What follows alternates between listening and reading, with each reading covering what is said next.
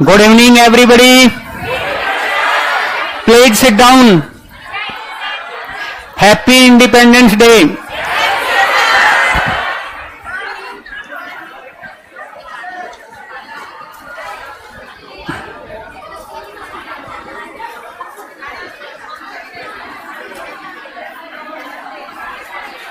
कल की क्लास में हम लोगों ने पुर्तगालियों पर चर्चा प्रारंभ की थी। यूरोपियों के आगमन में 5 कंपनियों के बारे में बातचीत की थी। पुर्तगाली, बैठ जाइए सभी लोग।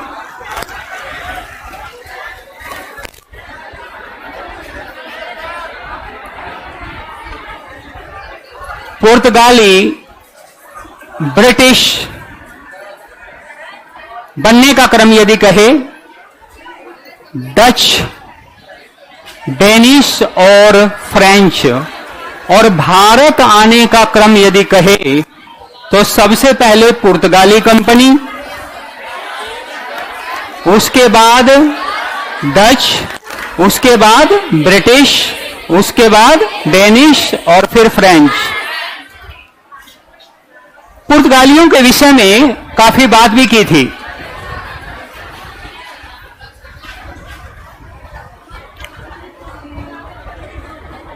सभी ऑनलाइन वालों को गुड इवनिंग। और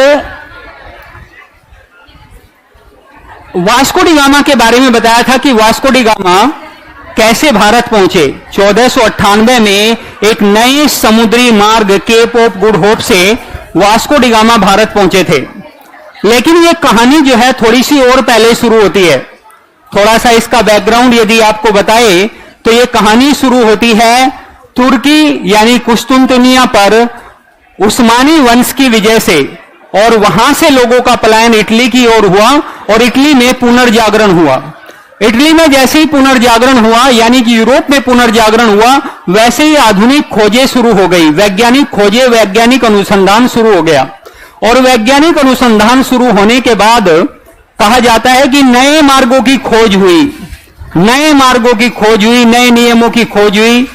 और बहुत सारे अनुसंधानों में कहते हैं स्पेन के कोलंबस ने अमेरिका को खोजा, वास्को डी गामा ने भारत को खोजा, बार्थोलोम्यो डियाज ने केप ऑफ गुड होप को खोजा, और तमाम मार्ग खोजे गए। इस प्रकार वास्को डी गामा भारत पहुंचा। वास्को डी गामा का भारत 1498 में आगमन एक विशिष्ट घटना है, क्योंकि यहां से यूरोपियों की एंट्री पहली बार होती है। और वास्को डी गामा भारत एक गुजराती पथ प्रदर्शक अब्दुल मानिक की सहायता से पहुंचा था।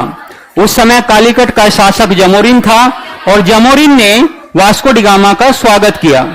वास्को डी गामा का स्वागत जमोरिन ने ही तो किया, लेकिन जो वहां पर पहले से व्यापार कर रहे थे यानी कि अरबी, उन्होंने वास्को डी गामा का विरोध किया। अब पहले से जो व्यापार कर रहा है भारतीयों के साथ, उनकी भी एंट्री होगी, जैसे अरेबियंस, जैसे तुर्की, जैसे मिस्र, ये सब देश पहले से भारत के साथ व्यापार कर रहे थे। तो एक बात बताइए, उन्हें यूरोपियों का भारत में आगमन खलेगा या नहीं खलेगा? निश्चित रूप से खलेगा। और अरबों ने इसका विरोध किया। लेकिन जैसे ही दूसरा यात्री पेड्रोज अल्ब्रेज कैब्राल भारत आया, वैसे ही पेड्रोज कैब्राल ने कहते हैं अरबियों को हरा दिया।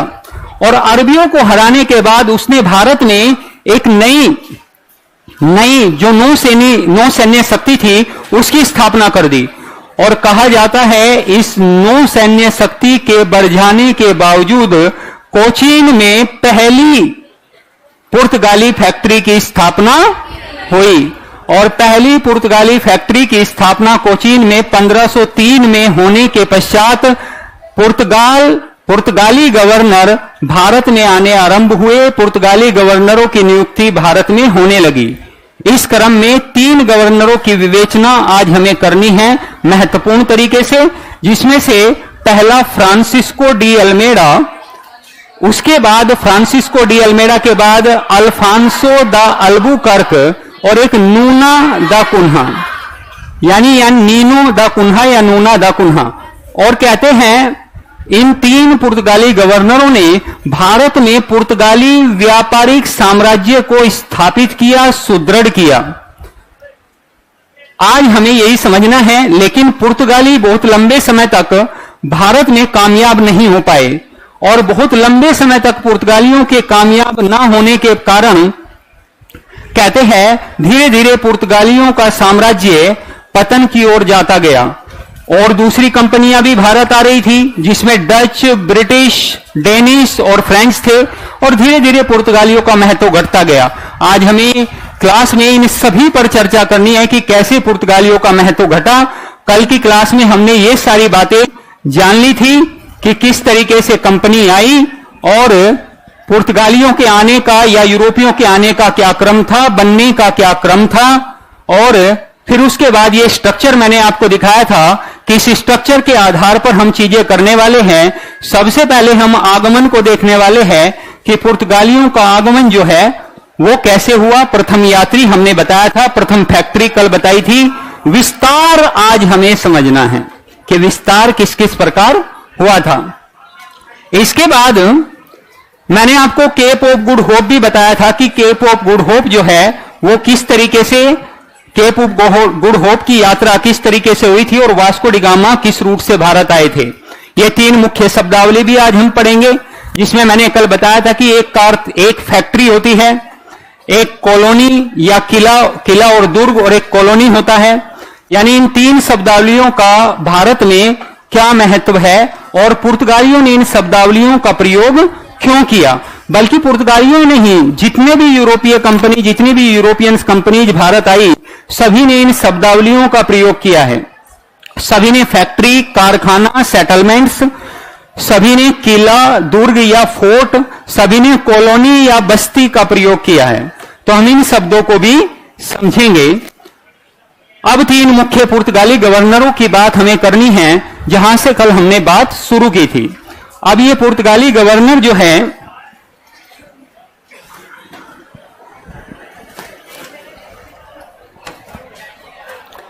ये पुर्तगाली गवर्नर जो है, इनमें सबसे पहले पुर्तगाली गवर्नर है Vasco da Gama, Francisco de Almeida.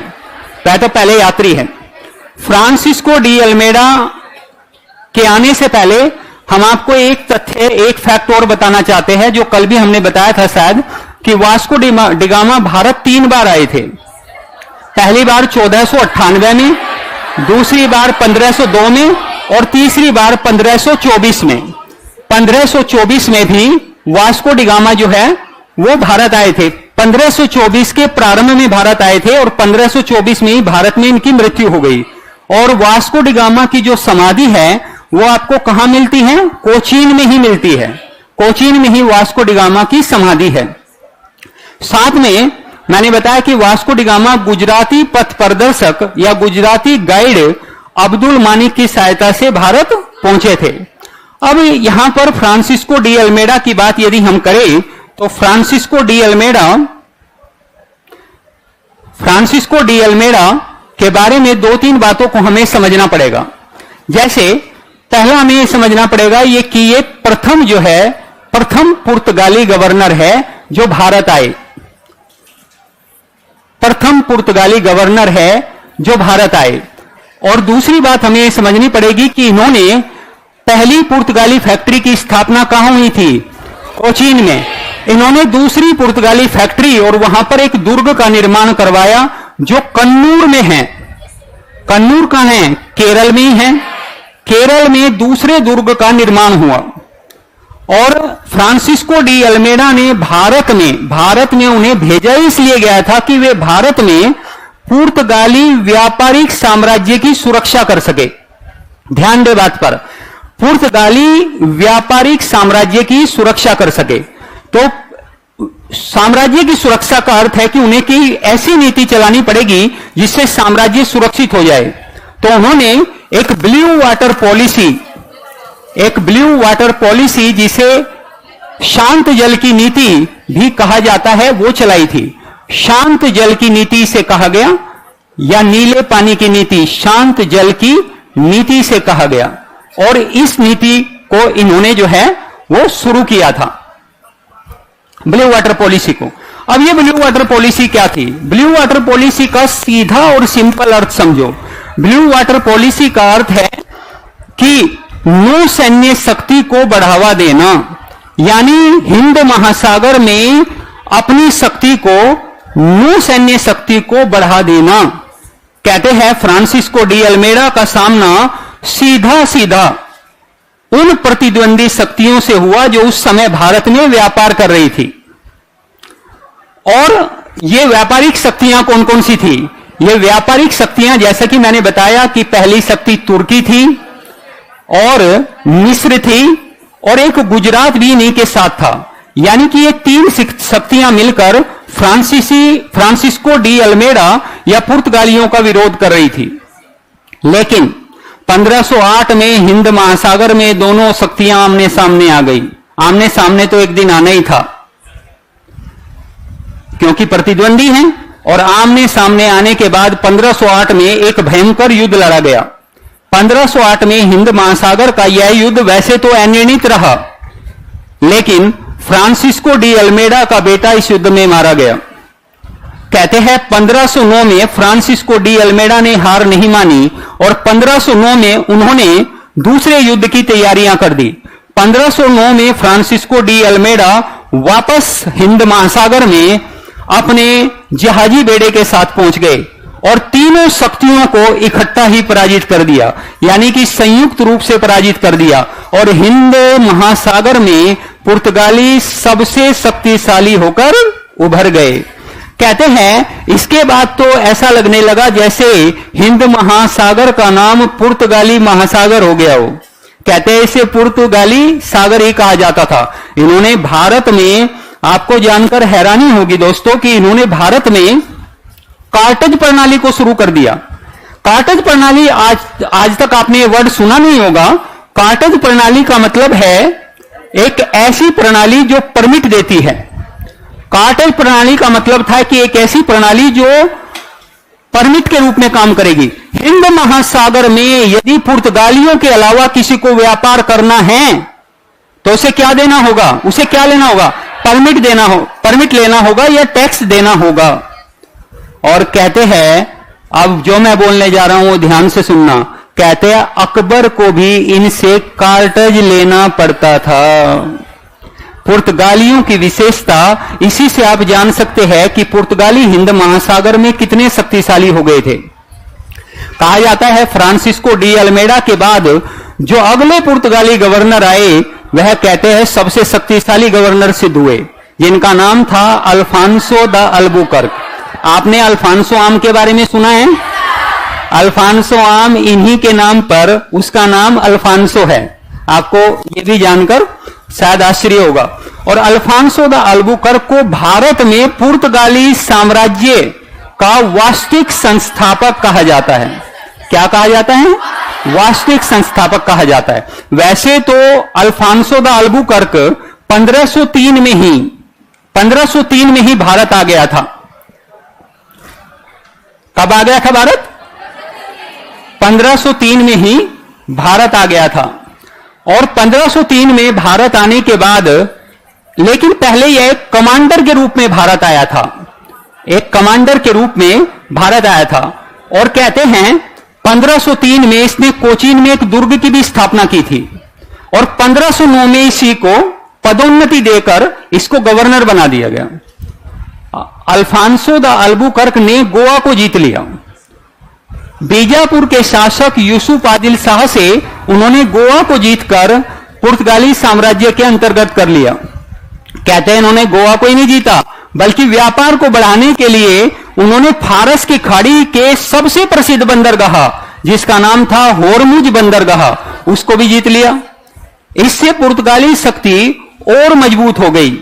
और कहते हैं अल्फांसो द अल्बुकर्क ने केवल साम्राज्य को सुरक्षा और उसका विस्तार करने पर बल नहीं दिया, बल्कि उन्होंने कुछ सामाजिक गतिविधियों में भी भाग लेना शुरू हुआ। जैसे उन्होंने भारत में स्वदेशी यानी पुर्तगालियों को आमंत्रित किया, पुर्तगालियों को आने के लिए प्रोत्साहित किया। और पुर्तगाली जब भारत आए तो उन्हें भारतीय महिलाओं के साथ विवाह करने के लिए प्रोत्साहित किया।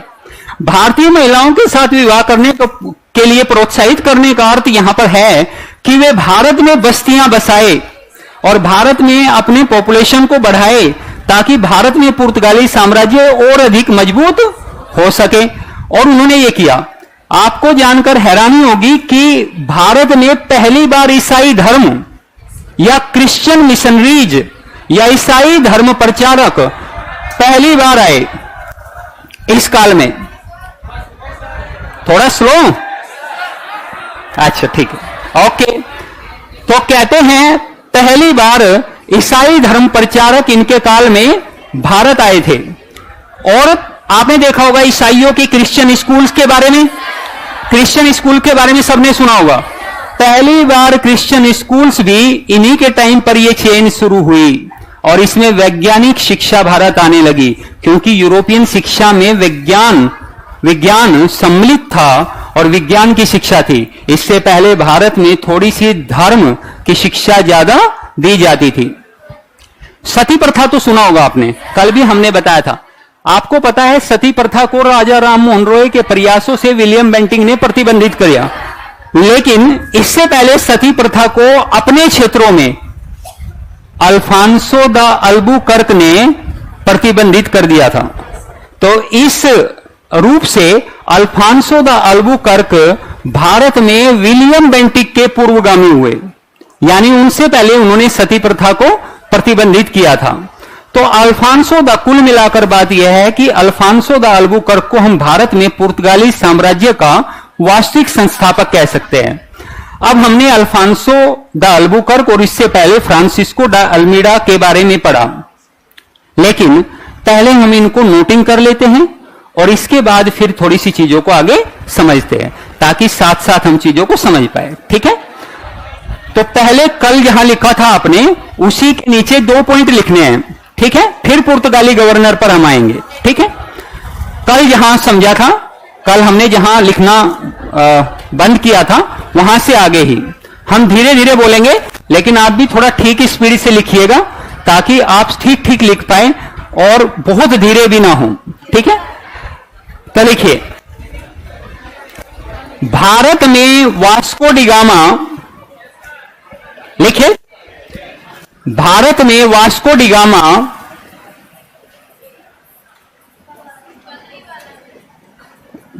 गामा एक गुजराती पथ प्रदर्शक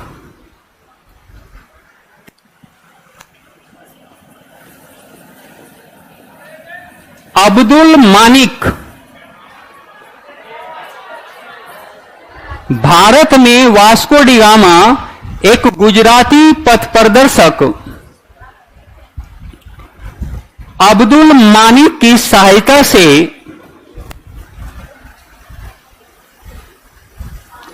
कालीकट पहुंचा था। कालीकट पहुंचा था। रिपीट करना है, भारत में वास्को डी गामा एक गुजराती पथ प्रदर्शक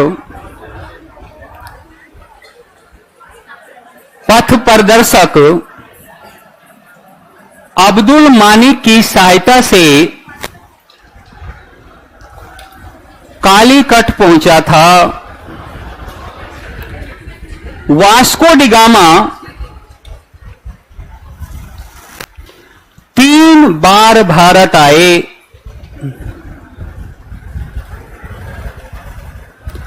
वास्को डी गामा 3 बार भारत आए। ये तीसरी बार 1524 के प्रारंभ में, ये तीसरी बार 1524 के प्रारंभ में भारत आए थे।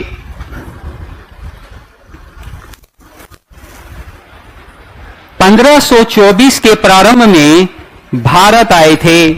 1524 में ही फुल स्टॉप करके भारत में इनकी मृत्यु हो गई। 1524 में ही भारत में इनकी मृत्यु हो गई। इनकी समाधि कोचीन केरल में, इनकी समाधि कोचीन केरल में स्थित है। इनकी समाधि कोचीन केरल में स्थित है। हेडिंग लगाएंगे, भारत आने वाले, हेडिंग लगाइए, भारत आने वाले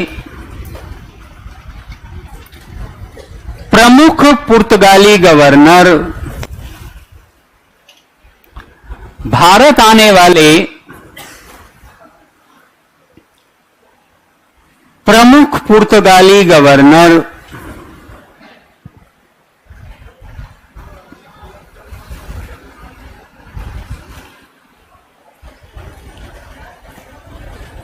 लिखिए, हेडिंग लगाइए नीचे करके। Number 1, Francisco de Almeida. Francisco de Almeida. समय है 1503 से लेकर 1509 एडी।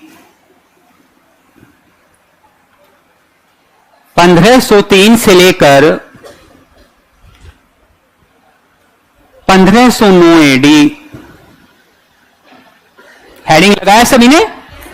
फ्रांसिस्को डी अल्मेडा को इंग्लिश में आप लिखना चाहे तो इस तरीके से लिख सकते हैं, Francisco de Almeida. Francisco de Almeida. Francisco de Almeida के बारे में अब एक एक पॉइंट जो हमने आपको बताया था, समझाया था, वो लिखेंगे। लिखिए, अल्मेडा शॉर्ट में लिखेंगे। अल्मेडा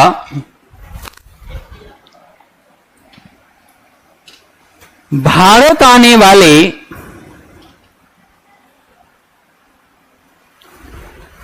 अल्मेडा भारत आने वाले प्रथम पुर्तगाली गवर्नर थे।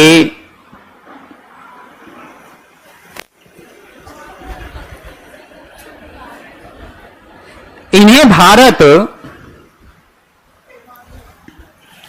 भारत में पुर्तगाली साम्राज्य के व्यापार की सुरक्षा,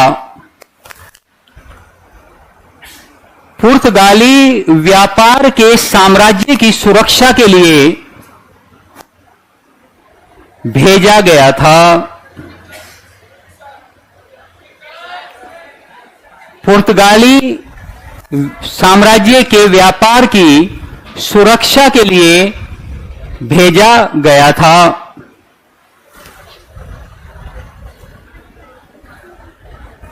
अल्मेडा ने, अगला पॉइंट, अल्मेडा ने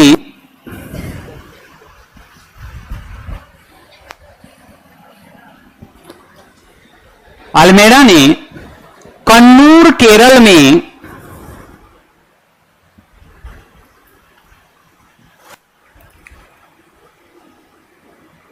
पुर्तगालियों का दूसरा कारखाना,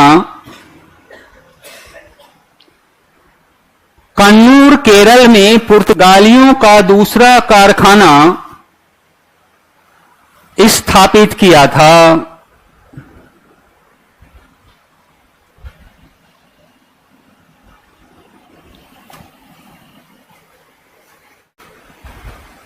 पुर्तगाली साम्राज्य को सुदृढ़ता देने के लिए, अगला पॉइंट, पुर्तगाली साम्राज्य को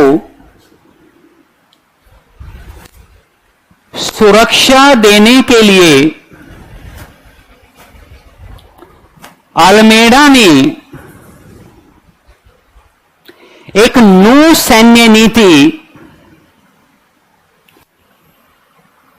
ब्लू वाटर पॉलिसी, अल्मेडा ने एक न्यू सैन्य नीति, एक नई नो सैन्य नीति, एक नो सैन्य नीति, ब्लू वाटर पॉलिसी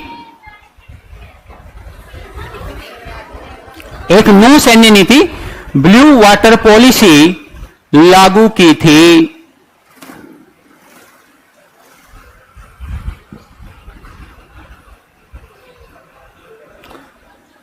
उल्लेखनीय है कि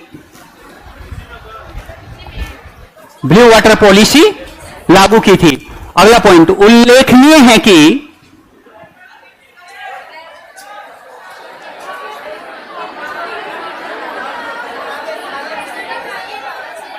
अगला पॉइंट, उल्लेखनीय है कि पुर्तगाली शक्ति से पूर्व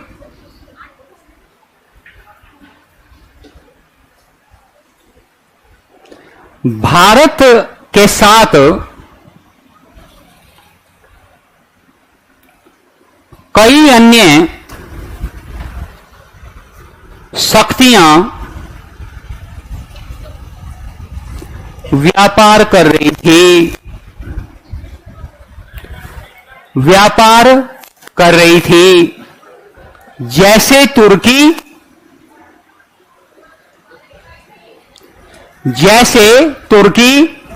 मिस्र इत्यादि।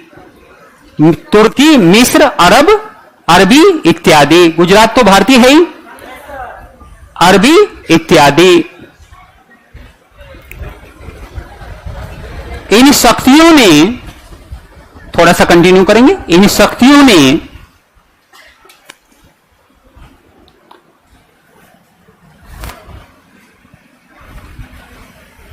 फ्रांसिस्को डी अल्मेडा का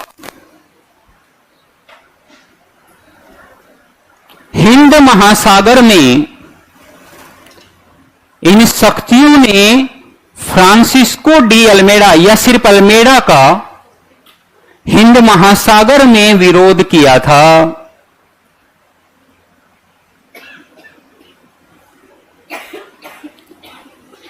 इसी क्रम में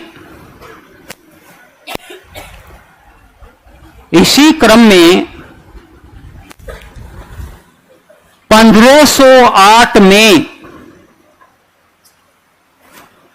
इसी क्रम में 1508 में हिंद महासागर में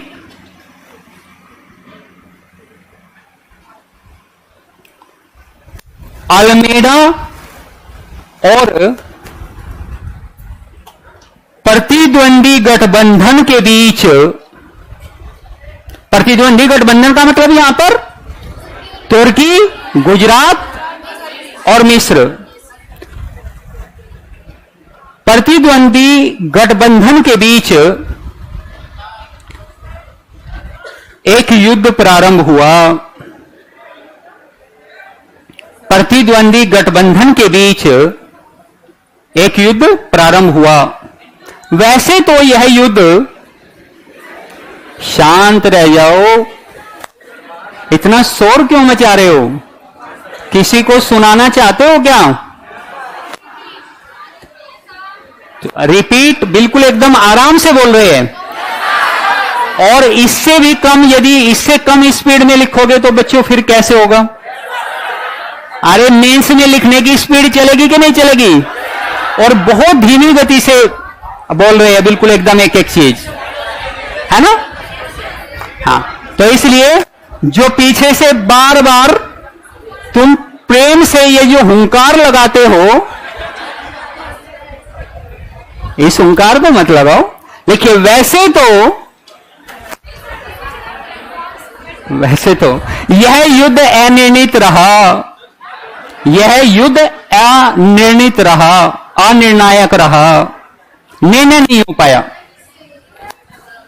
वैसे तो यह युद्ध अनिर्णित रहा, अनिर्णित रहा, निर्णय नहीं हो पाया इस युद्ध का, इस युद्ध का कोई निर्णय नहीं हुआ। परंतु इस युद्ध में, और ऑनलाइन वाले देखो इसलिए कह रहे स्पीड से बोलिए सर, क्योंकि तुम स्पीड से लिखते नहीं हो, तो स्पीड से लिखना पड़ेगा कि नहीं? परंतु इस युद्ध में अल्मेडा का पुत्र मारा गया।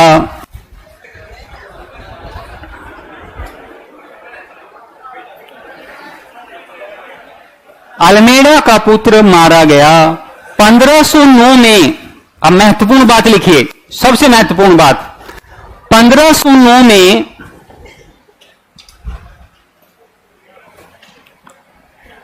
हिंद महासागर में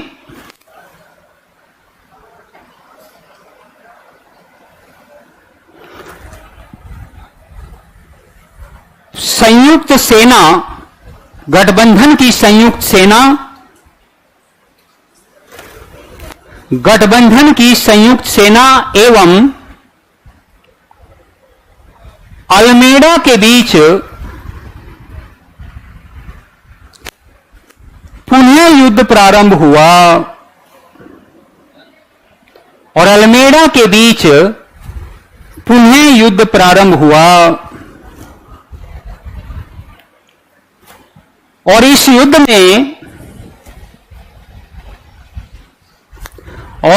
में अल्मेडा ने संयुक्त सेना को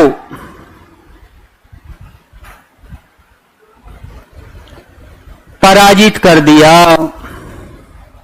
संयुक्त सेना को पराजित कर दिया।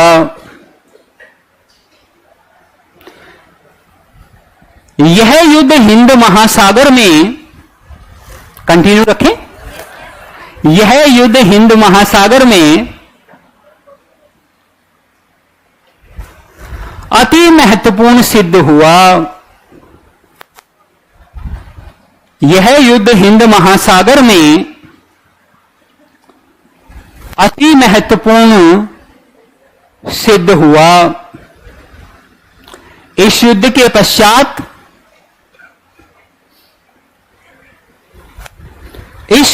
पश्चात पुर्तगाली हिंद महासागर में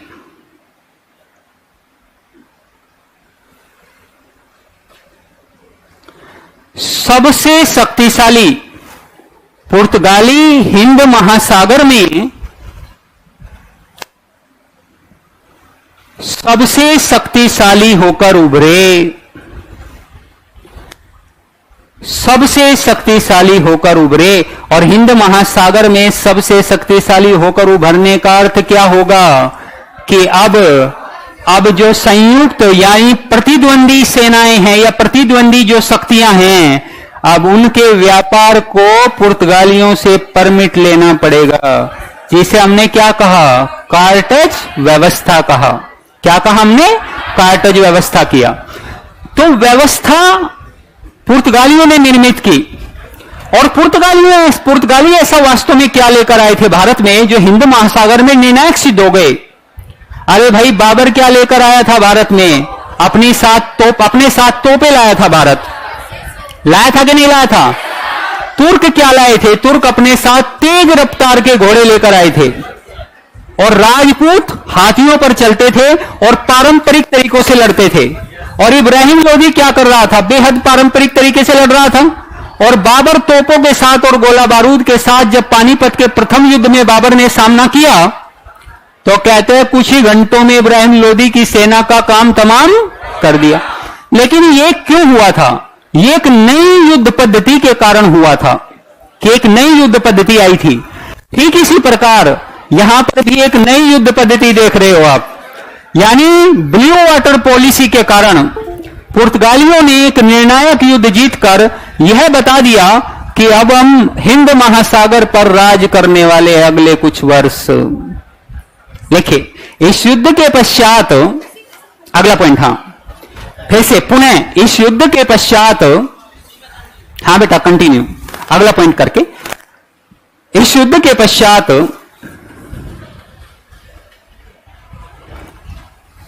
आने वाले कुछ वर्षों तक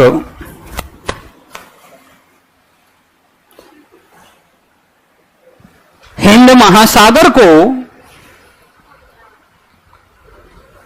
पुर्तगाली सागर के रूप में आने वाले कुछ वर्षों तक हिंद महासागर को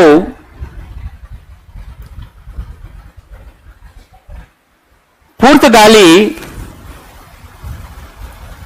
सागर के रूप में जाना जाने लगा। इतना प्रभुत्व बढ़ गया किसका? पुर्तगालियों का। कुछ वर्षों तक किसमें जाना जाने लगा? पुर्तगाली सागर के रूप में जाना जाने लगा। ठीक है, तो आपने फ्रांसिस्को डी अल्मेडा के बारे में यदि 2-3 पॉइंट जानने हो तो क्या क्या जानना होगा? पहली बात, प्रथम पुर्तगाली यात्री है कि नहीं है? प्रथम पुर्तगाली गवर्नर है कि नहीं है? दूसरा, कन्नूर में केरल में इन्होंने दूसरी व्यापारिक कोठी की स्थापना की कि नहीं की?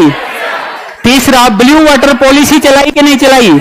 इसे हमने क्या कहा? शांत जल की नीति। शांत जल की नीति ने प्रतिद्वंदी शक्तियों का काम तमाम कर दिया और 1508 और 1509 में फ्रांसिस्को डी अल्मेडा ने पुर्तगाली साम्राज्य को हिंद महासागर में सुदृढ़ करने के लिए संयुक्त सेना को हराकर एक साम्राज्य को, पुर्तगाली साम्राज्य को सर्वाधिक सुदृढ़ स्थिति में पहुंचा दिया। बात समझ में आई? हेडिंग लगाइए, Alfonso de Albuquerque.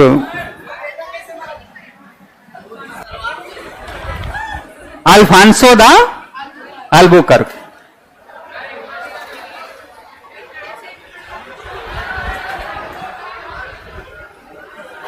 Alfonso de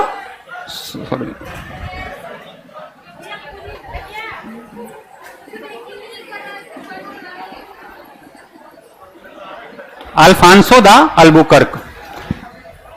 Alfonso de Albuquerque का मतलब है कि अल्फांसो द अल्बुकर्क पहली बार एक कमांडर के रूप में 1503 में भारत आए। मैंने आपको समझाया था। और 1503 में भारत आने के बाद अल्फांसो द अल्बुकर्क ने, कहते हैं, कोचीन में एक दुर्ग की भी स्थापना की थी। अल्फांसो द अल्बुकर्क बेहद शक्तिशाली गवर्नर था। पहली बात है कि अल्फांसो द अल्बुकर्क के बारे में यदि हमें सबसे पहले जानना हो तो सर्वाधिक शक्तिशाली, देखो मैंने क्या लिखा, सर्वाधिक शक्तिशाली गवर्नर है कौन? Alfonso de Albuquerque. पुर्तगाली साम्राज्य का वास्तविक संस्थापक है या नहीं? वास्तविक संस्थापक है। साम्राज्य को विस्तार करने के क्रम में भारत में पुर्तगाली साम्राज्य की सुरक्षा भी की और उसका विस्तार भी किया। विस्तार करने के क्रम में मैंने बताया कि इन्होंने बीजापुर के शासक यूसुफ आदिल शाह से गोवा को जीत लिया था। गोवा भी कुछ वर्षों बाद भारत में एक पुर्तगालियों की सबसे परमानेंट और सबसे शक्तिशाली राजधानी बनने वाली है।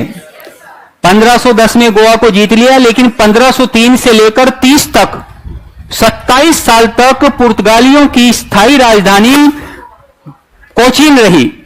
और 1530 से लेकर सीधे 1961 तक, जब तक कि वो भारत से नहीं गए, गोवा ही पुर्तगालियों की राजधानी रही।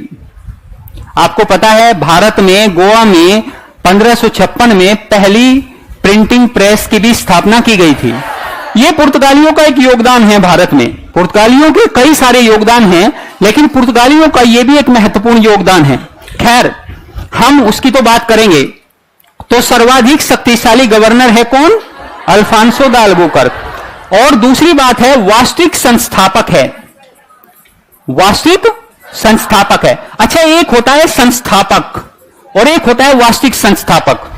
संस्थापक का मतलब है जो स्थापना कर दे, और वास्तविक संस्थापक का मतलब है जो दूर दूर तक फैला दे, जिसके कारण वास्तव में साम्राज्य में सुदृढ़ता आए। ऐसा होता है कि नहीं? प्राचीन काल में देखा होगा, श्रीगुप्त ने गुप्त वंश की स्थापना की, लेकिन चंद्रगुप्त प्रथम ही गुप्त वंश के वास्तविक संस्थापक कहलाए। ये वास्तविक संस्थापक का कॉन्सेप्ट आप बहुत जगह देखते हो कि एक संस्थापक है, एक वास्तविक संस्थापक है। तो वास्तविक संस्थापक कौन था? अल्फांसो द अल्बुकर्क था। साथ में मैंने बताया कि कमांडर से शुरू किया 1509 से 1509 से 1515 तक यह समय लिखा हुआ है। 1515 तक ये क्या रहे? गवर्नर के रूप में रहे, गवर्नर के रूप में रहे। और मैंने बताया कि इन्होंने सामाजिक व्यवस्थाओं में भी हस्तक्षेप प्रारंभ किया था। तो थोड़ा सा लिखे इनके विषय में। ठीक है, लिखिए।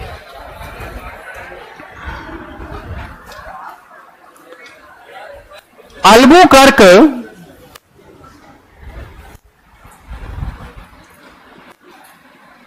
शॉर्ट में लिखेंगे, पूरा नाम तो लिखिए आप लोगों ने, अब शॉर्ट में लिखेंगे। अल्बुकर्क 1503 में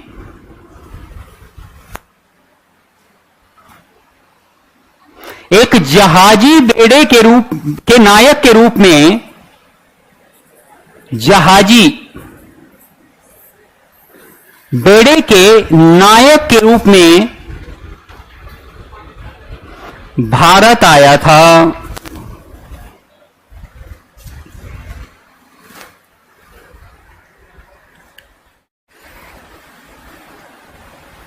अल्बुकर्क ने नायक के रूप में भारत आया था। लिख लिया? अल्बुकर्क ने कोचीन में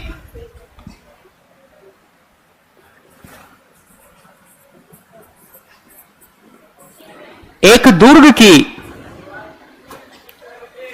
अल्बुकर्क ने कोचीन में एक दुर्ग की स्थापना की थी, किले की स्थापना की थी। दुर्ग यानी किला यानी फोर्ट की स्थापना की थी। 1509 में अल्बुकर्क को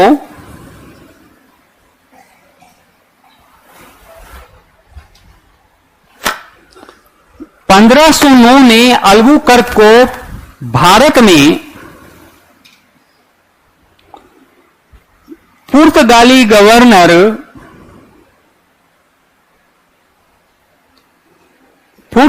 गवर्नर नियुक्त कर दिया गया।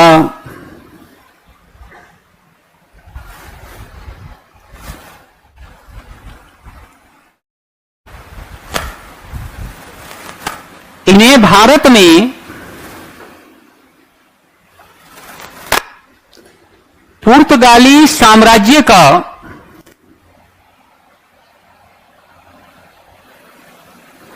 वास्तविक संस्थापक, इन्हें भारत में पुर्तगाली साम्राज्य का वास्तविक संस्थापक कहा जाता है।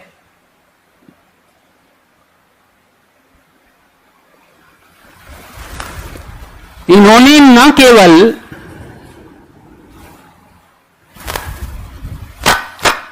न केवल भारत में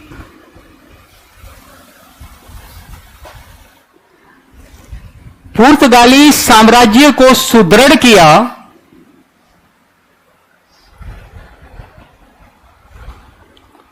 बल्कि न केवल पुर्तगाली साम्राज्य को सुदृढ़ किया बल्कि विस्तार भी किया।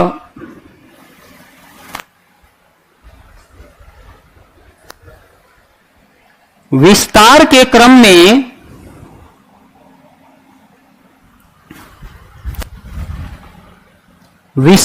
क्रम में इन्होंने 1510 में बीजापुर के शासक यूसुफ आदिल शाह से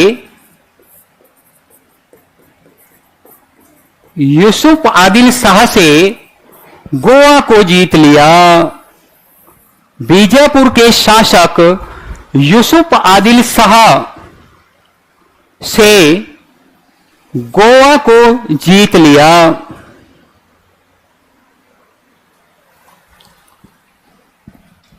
1515 में गोवा को जीत लिया। अगला पॉइंट, 1515 में इन्होंने फारस की खाड़ी के महत्वपूर्ण बंदरगाह होर्मुज बंदरगाह को भी विजिट कर लिया। होर्मुज बंदरगाह को भी, फारस की खाड़ी के महत्वपूर्ण होर्मुज बंदरगाह को भी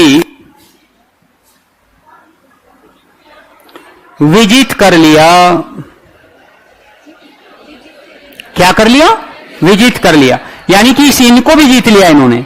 और कहा जाता है कि अल्बुकर्क ने साम्राज्य विस्तार में एक कदम बढ़ाया और साम्राज्य को मजबूती देने का प्रयास किया। देखिए, केवल साम्राज्य विस्तार ही नहीं, अगला पॉइंट लिखेंगे, केवल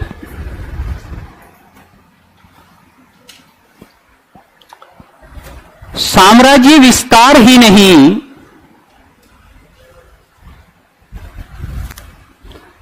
बल्कि इन्होंने भारत में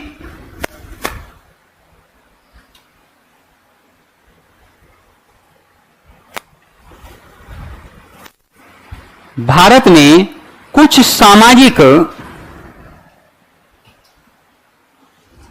और धार्मिक कार्यों में भी हस्तक्षेप किया। सामाजिक और धार्मिक कार्यों में भी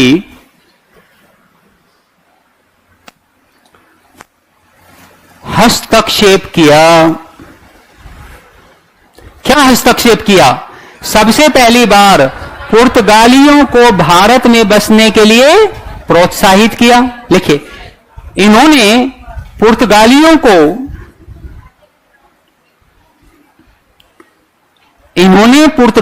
को भारत में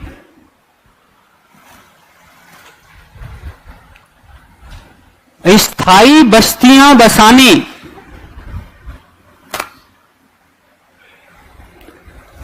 के लिए, बेटा बहुत धीरे धीरे बोल रहे हैं, है ना? ऑनलाइन वाले भी अब धीरे धीरे पर आ गए। अब देखो तुम फास्ट हो गए। क्या लिखा? प्रोत्साहित, स्थायी बस्तियां बसाने के लिए प्रोत्साहित किया। स्थायी बस्तियां बसाने के लिए प्रोत्साहित किया। साथ ही इन्होंने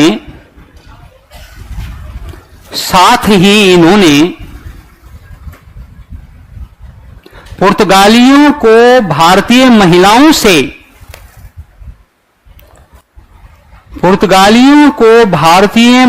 से विवाह करने के लिए भी प्रेरित किया। पुर्तगालियों को भारतीय महिलाओं से विवाह करने के लिए भी प्रेरित किया। इन्होंने पुर्तगाली क्षेत्रों में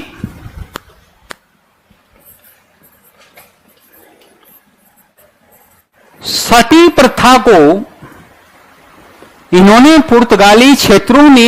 प्रथा को प्रतिबंधित कर दिया।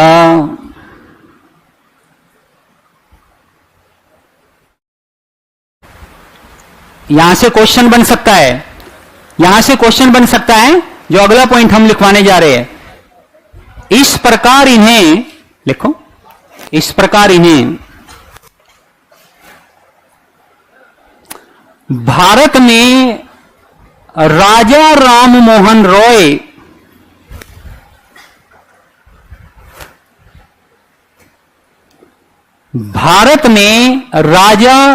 मोहन रॉय और विलियम बेंटिक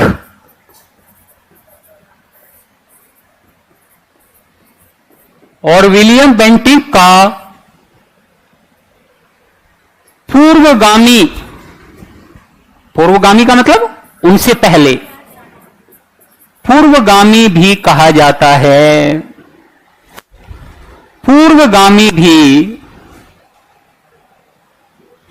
कहा जाता है। तो अल्फांसो द अल्बुकर्क ने, लेकिन अल्फांसो द अल्बुकर्क के काल में एक घटना और घटी। मैंने आपको अभी बताया था कि पहली बार भारत में ईसाई धर्म प्रचारक आने लगे। आपने सुना होगा अकबर के काल में 2 ईसाई मिशनरी पहुंचे थे, एकाबीवा और मोन्सेरात। ये इबादत खाना में जब अकबर बैठकर चर्चा करता था तो इबादत खाना में कहते एकाबीवा और मोन्सेरात ने भी भाग लिया था। और वो कौन थे? वो पुर्तगाली, यानी कि जो पुर्तगालियों के साथ ईसाई मिशनरी आए थे, ईसाई धर्म प्रचारक भारत आए थे, वही थे। तो अपने धर्म प्रचार की भी ईसाइयों ने यहां पर प्रयास तेज कर दिए। कहते हैं मुसलमानों के लिए बहुत अधिक सहिष्णु नहीं था अल्बुकर्क, और उनके लिए, कहते हैं उनके लिए उन्होंने कोई भी अच्छी नीति नहीं चलाई। और कहा जाता है कि अल्बुकर्क ने ईसाई धर्म प्रचारकों को खुली छूट दे दी कि वे जबरदस्ती भी धर्मांतरण करना चाहे तो जबरदस्ती धर्मांतरण कर सकते हैं। इससे समस्या पैदा हुई होगी कि नहीं हुई होगी? इससे भारत के लोग उनसे नाराज हुए होंगे कि नहीं होंगे? कहते हैं जब साम्राज्य पीक पर पहुंचता है तो साम्राज्य के पीक पर पहुंचने के बाद यह भी निश्चित होता है कि वह अब पतन की ओर भी जाएगा, क्योंकि साम्राज्य का पीक पर पहुंचना, देखिए यहां से उठा और ये पीक पर पहुंचा और फिर ये वापस पतन की ओर आता है। ये कर्म हमें क्या बताता है? ये हमें यही बताता है कि साम्राज्यों का उत्थान होता है और वे पीक पर पहुंचते और फिर उनका पतन होता है। तो अल्बुकर्क ने इन नीतियों को चलाकर, कहते हैं पुर्तगाली साम्राज्य को कहीं ना कहीं आगे चलकर कमजोर होने के लिए छोड़ दिया। यानी इसके बाद तो पुर्तगाली गवर्नर भारत आते गए और पुर्तगाली गवर्नरों ने भारत में पुर्तगाली साम्राज्य की रक्षा भी की, लेकिन धीरे धीरे 1550 और 60 तक आते आते कहते पुर्तगाली इतने असहिष्णु हो गए कि उन्होंने एक कोर्ट तक बना दिया, और उन्होंने इस कोर्ट को बनाकर जो ईसाई धर्म प्रचारकों के खिलाफ या ईसाई धर्म के खिलाफ बोलता था उसे मृत्युदंड तक के प्रावधान कर दिए। इससे समस्या पैदा हुई होगी कि नहीं हुई होगी? धर्म के कोर्ट बनाना वर्जित है, इससे जनता कभी भी खुश नहीं हो सकती, क्योंकि धर्म सबसे संवेदनशील मुद्दा है भारत में। धर्म सबसे संवेदनशील मुद्दा ही होता है। तो इसलिए अल्बुकर्क की ये बड़ी मिस्टेक भी रही, बड़ी गलती भी रही। तो नीचे करके लिखेंगे,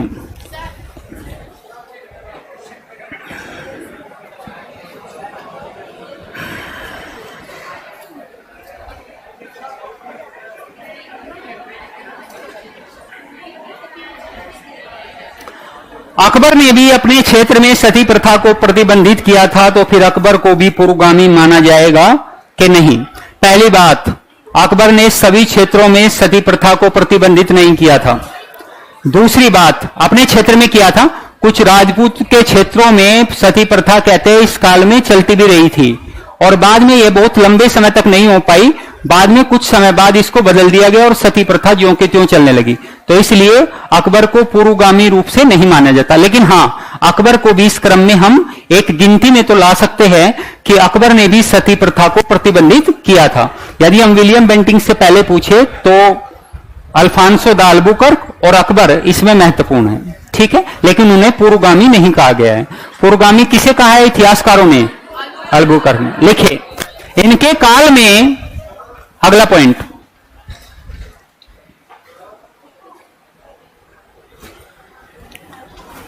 इनके काल में ईसाई धर्म प्रचारक भी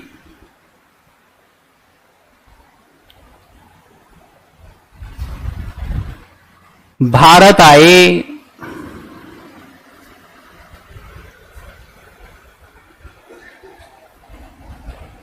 और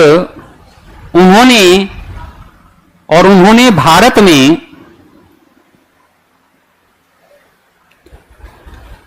धर्म प्रचार के साथ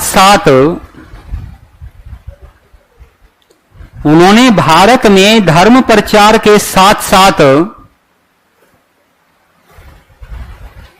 शैक्षणिक संस्थानों, शिक्षण संस्थानों लिख लो, के साथ साथ शिक्षण संस्थानों, धर्म प्रचार के साथ साथ शिक्षण संस्थानों की भी स्थापना की, जो वर्तमान समय तक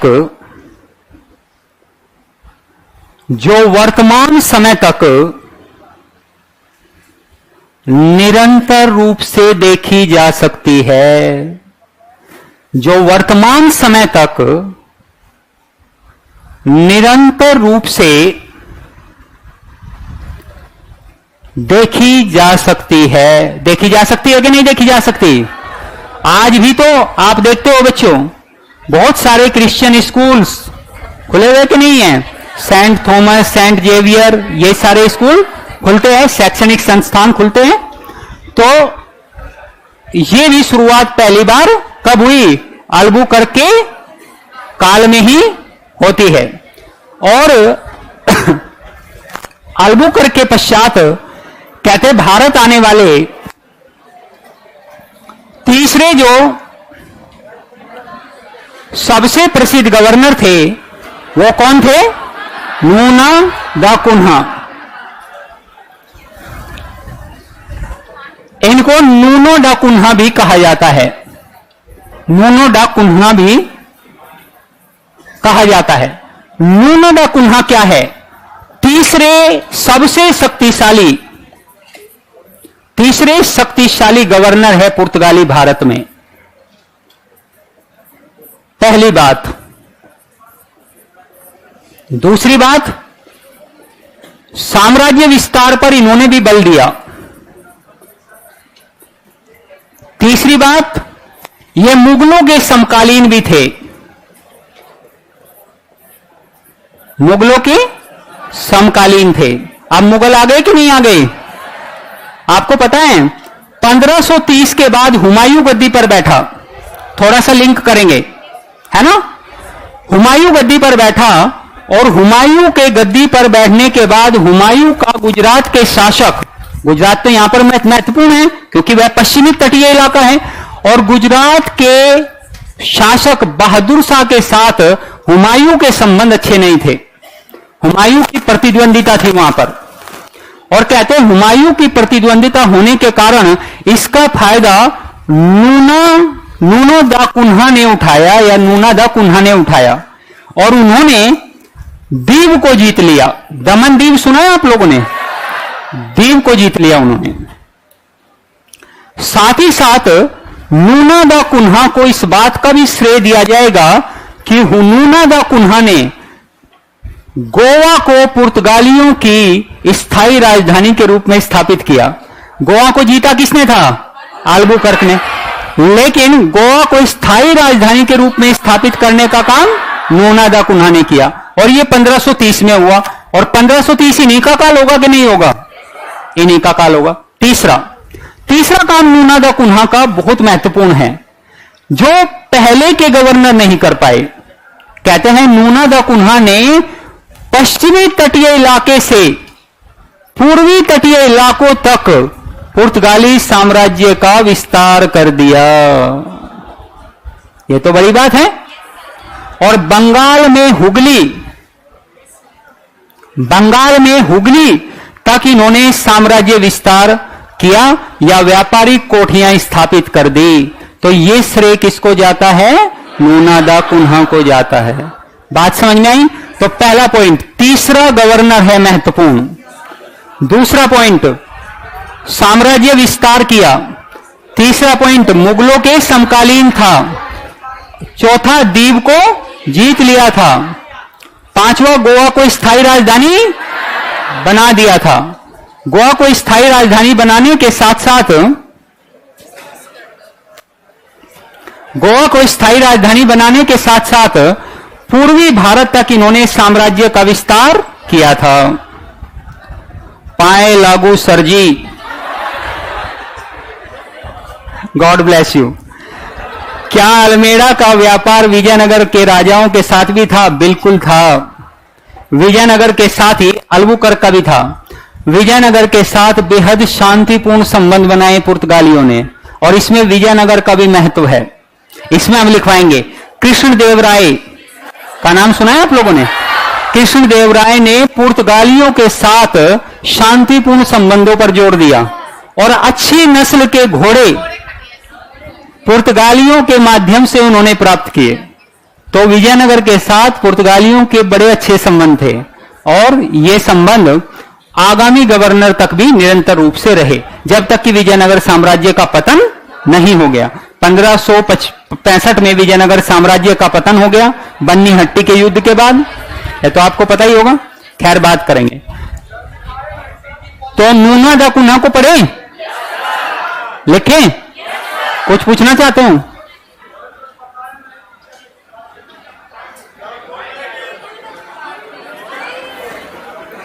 लिख के ही देना पड़ेगा, सुनाई नहीं देगा। कैसा क्वेश्चन आएगा? प्री में कैसे क्वेश्चन आएंगे? चिंता मत करो, ये टॉपिक कंप्लीट होते ही क्वेश्चन दिखाएंगे, ठीक है? सारे क्वेश्चन प्री में किस तरीके से क्वेश्चन जाएगा। सबसे पहली बात है, प्री में आने वाला एक एक क्वेश्चन आपकी नोट्स कॉपी से होगा, इससे बाहर एक भी क्वेश्चन नहीं होगा, ठीक है? बस तुम लोगों को भाषा शैली पर ध्यान देना है और सही तरीके से लिखना है, ठीक है? ताकि हम एक भी चीज को ना छोड़े। नूना दा कुन्हा में लिखिए, नूनो दा कुन्हा या नूना दा कुन्हा भारत में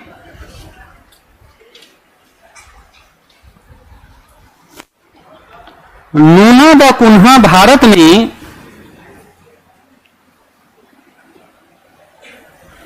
तीसरे महत्वपूर्ण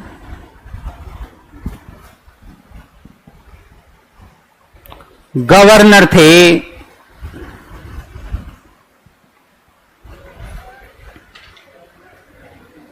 इन्होंने भी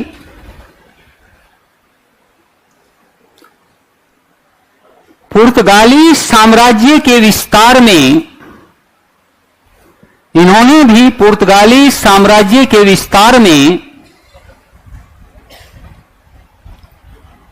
योगदान दिया था।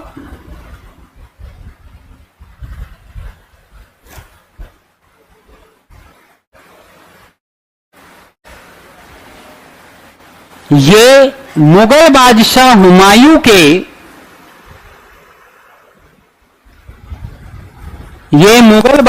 हुमायूं के समकालीन थे। समकालीन का मतलब समझते हो? सेम टाइम में समकालीन थे।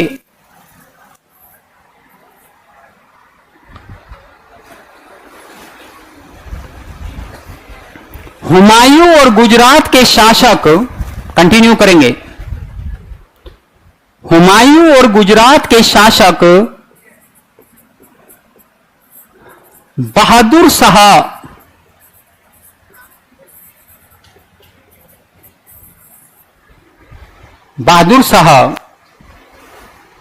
के बीच संघर्ष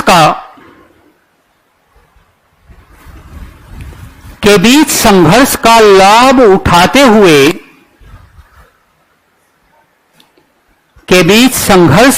उठाते हुए 1535 में इन्होंने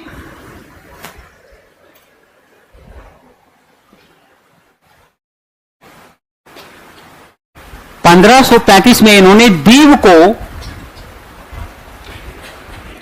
को जीत लिया था।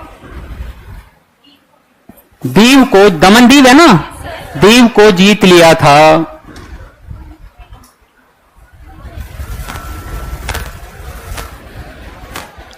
1530 में, अगला पॉइंट, 1530 में इन्हीं के शासनकाल में या इन्हीं के काल में गोवा पुर्तगालियों की स्थायी राजधानी बन गई। गोवा पुर्तगालियों की स्थायी राजधानी बन गई। देखिए अगला पॉइंट लिखिए, नूने दा कुन्हा ने या इन्होंने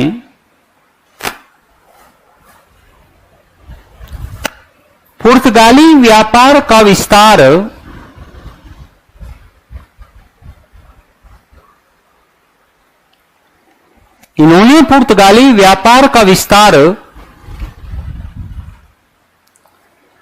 पश्चिमी तट से पूर्वी तटों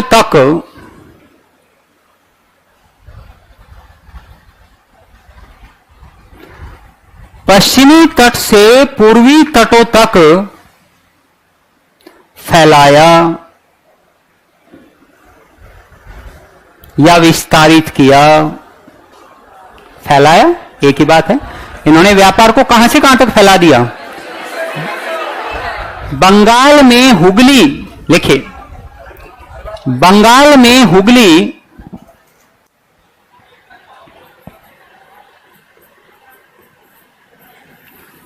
में व्यापारी कोठी, बंगाल में हुगली को व्यापारी कोठी के रूप में इन्होंने स्थापित किया।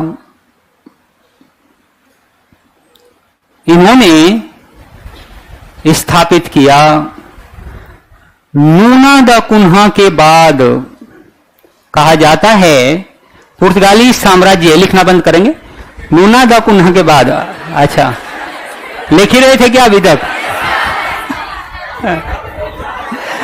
अब तुम लोग रिदम में आ गए ना? हाँ, तो अब तुम लोग डेली और ज्यादा रिदम में आते जाओगे और डेली बहुत सारी चीजें लर्न करते हुए जाओगे। और क्लास में ही सभी लोगों से कहना है कि क्लास में जब बैठे तो हमें यह सोचकर बैठना है, ध्यान से सुने, हमें यह सोचकर बैठना है कि क्लास से ही हम 70% लर्न करके जाएंगे। और सोच में बड़ा जादू है कि नहीं है? कहते हैं जैसा विचार करोगे वैसा ही बन जाओगे। यदि सिर्फ इतना सोचकर बैठोगे और ध्यान को कहीं और अन्य जगह नहीं लगाओगे। कई बार क्लास में क्या होता है, तुम यहां क्लास में प्रेजेंट तो हो लेकिन ध्यान कहीं और ही लगा हुआ है। आज तो नहीं आई, क्यों नहीं आई? ये जो ध्यान है ना, ये ध्यान यही क्या करना है? एकत्रित करना है, यानी कि एकाग्रचित करना है। ठीक है?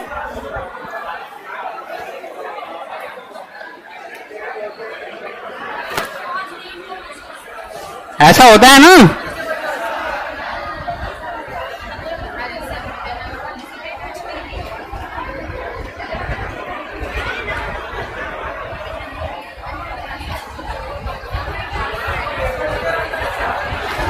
अगस्त में ही ब्रिटिश ने भारत को स्वतंत्र क्यों किया, अन्य किसी डेट पर क्यों नहीं? पहली तो बात, आजादी की बात नहीं चल रही है अभी, टॉपिक से अलग क्वेश्चन ना पूछे। ठीक है, आप चिंता मत करो, इन सब प्रश्नों के जवाब दिए। लंबा डिस्कशन हो जाएगा। ठीक है, 15 अगस्त का महत्व तो है, लेकिन इस लंबे डिस्कशन से बचना पड़ेगा क्लास को सुचारू रूप से चलाने के लिए। यह गारंटी है, ध्यान रखना, इस बात का विस्तार के साथ लगभग 1 से 1.5 घंटे के डिस्कशन में आंसर करेंगे। ठीक है? बेहतर तरीके से एकदम, ये लंबा डिस्कशन हो जाएगा। और 1500, हाँ व्हाट्सएप यूनिवर्सिटी वाला उत्तर नहीं देना है, एक यूनिवर्सिटी और है ना व्हाट्सएप और फेसबुक यूनिवर्सिटी, उसके उत्तर से काम नहीं चलेगा, तभी तो उत्तर नहीं दिया, तभी तो उत्तर नहीं दिया गया। तो ध्यान रखना है। तो 100% उपस्थिति कहां होनी चाहिए? क्लास में। अभी बताया ना, कहीं भी ध्यान और दूसरी जगह नहीं जाना चाहिए। अच्छा एक बात बताओ, नूना दा कुन्हा के बाद पुर्तगाली साम्राज्य क्या थोड़ा बहुत कमजोर हुआ होगा? धीरे धीरे कमजोर हुआ। 1560 के बाद धीरे धीरे पुर्तगाली साम्राज्य कमजोर होता गया। 1580 में पुर्तगाल का स्पेन में विलय हो गया, स्पेन में विलय हो गया। और स्पेन में विलय होने के बाद कहते हैं पुर्तगाल ने अपनी स्वतंत्रता खो दी और दूसरी यूरोपीय कंपनी भी दक्षिण पूर्वी एशिया की तरफ भागी आ रही थी, जिसमें डच और ब्रिटिशर्स मुख्य थे, डच और ब्रिटिश मुख्य थे। और इन कंपनियों के आगमन से अच्छा छोड़ दिया जाए तो बहुत छोटी क्लास हुई। अच्छा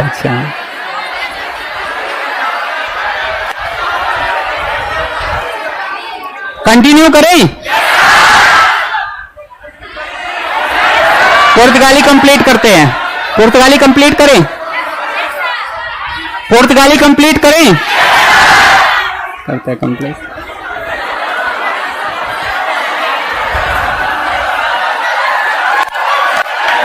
इसका मतलब आनंद आ रहा है,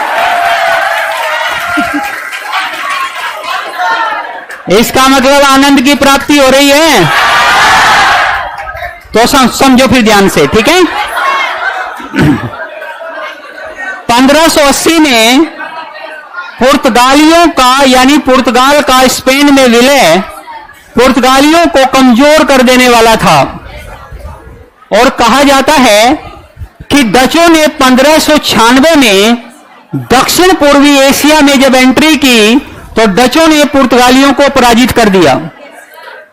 और पुर्तगाली स्वयं भी भारत से ज्यादा ध्यान ब्राजील पर लगाए हुए थे, यानी उन्होंने ब्राजील को एक नए उपनिवेश के रूप में खोज लिया था।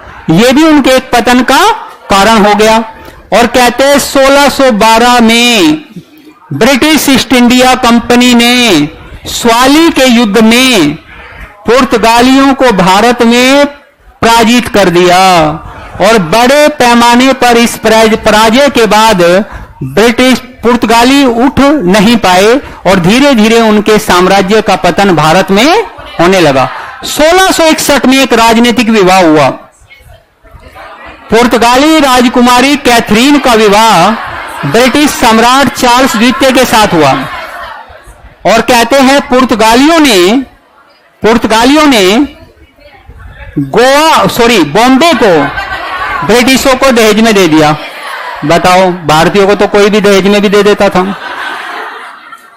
अब हमें पता ही नहीं है कि हम दहेज में भी जा रहे हैं, और हम दहेज में भी जा रहे थे।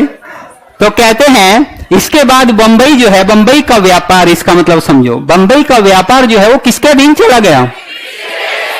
अच्छा, यदि आप लोगों अब तक तो समझ ही गए होंगे, यदि आप लोगों से पूछा जाए कि पुर्तगालियों के पतन के क्या क्या कारण हैं, तो 3-4 कारण तो हम उंगली पे गिन लेंगे। पहला कारण है कि धार्मिक रूप से असहिष्णु हो गए।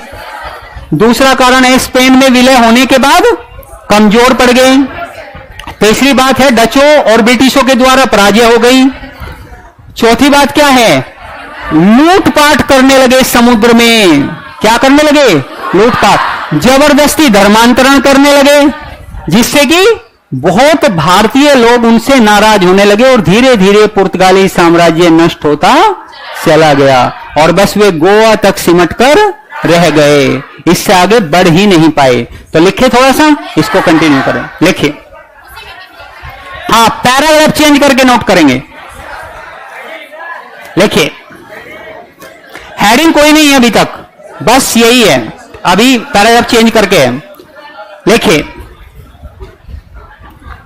नूना दा कुन्हा के पश्चात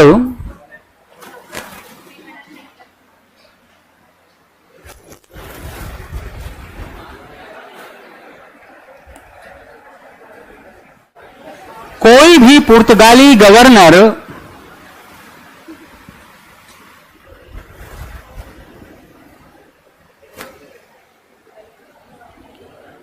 साम्राज्य को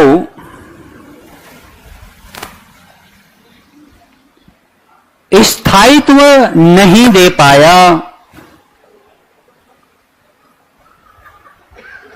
साम्राज्य को स्थायित्व नहीं दे पाया।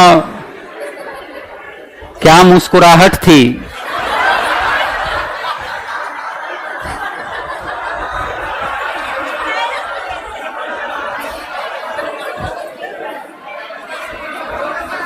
इस मुस्कुराहट ने सुदृढ़ता दे दी। लिखो अगला पॉइंट। 1560 के पश्चात, 1560 के पश्चात, 1560 के पश्चात पुर्तगाली भारत में कमजोर पड़ने लगे।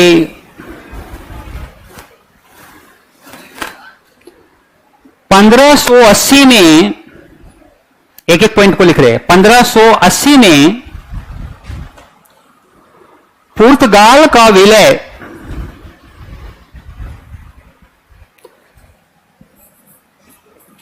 स्पेन में हो गया। पुर्तगाल का विलय स्पेन में हो गया, जिससे पुर्तगाल ने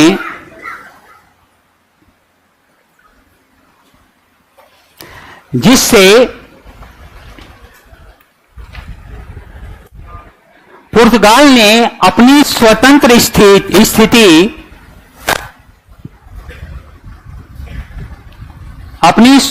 स्थिति खो दी। 1596 में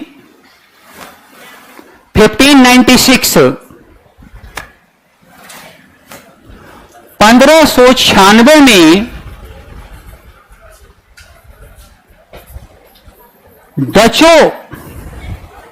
डचों के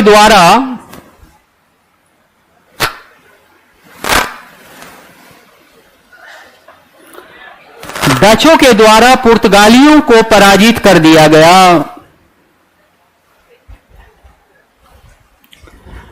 डचों के द्वारा पुर्तगालियों को पराजित कर दिया गया,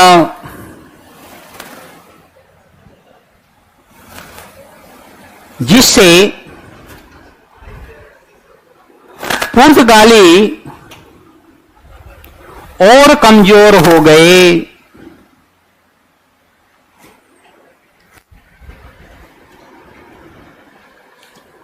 1612 में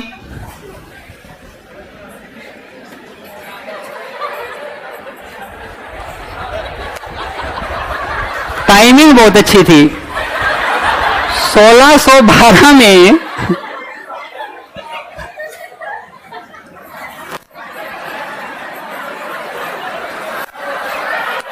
1612 में स्वाली के युद्ध में, ध्यान दे, ये युद्ध सुना नहीं होगा आप लोगों ने अभी तक।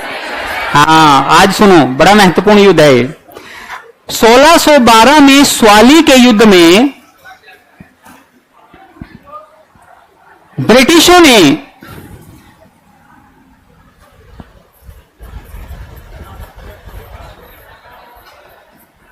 पुर्तगालियों को पराजित कर दिया।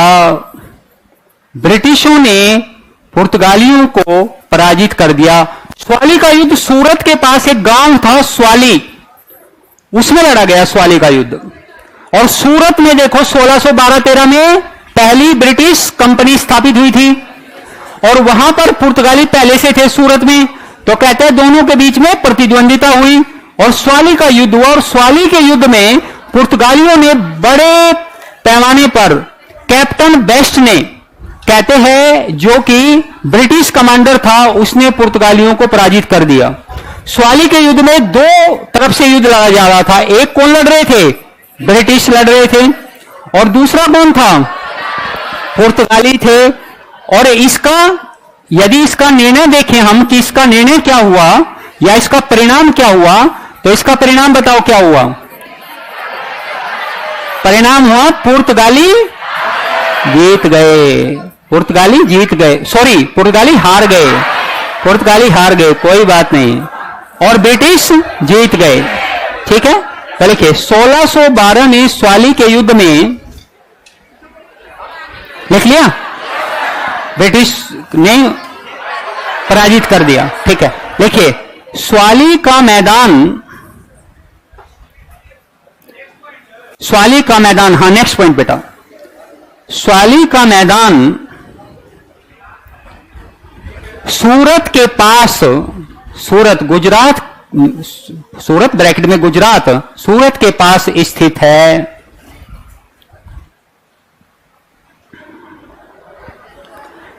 फिर से पैराग्राफ चेंज करेंगे। इस युद्ध के पश्चात, इस युद्ध के पश्चात भारत में पुर्तगालियों की शक्ति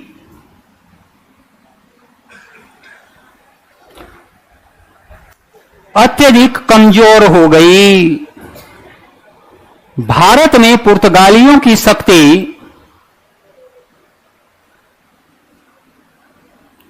अत्यधिक कमजोर हो गई। पैराग्राफ चेंज करके 1661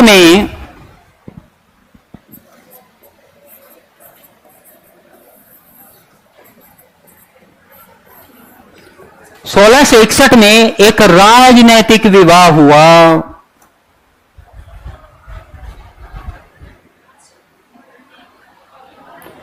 1661 में एक राजनीतिक विवाह हुआ।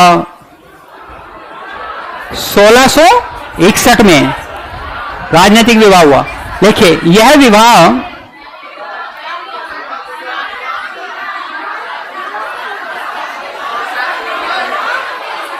अरे स्वाली का युद्ध खत्म हो गया बेटा, पैराग्राफ चेंज करके आगे लिख रहे हैं, ठीक है।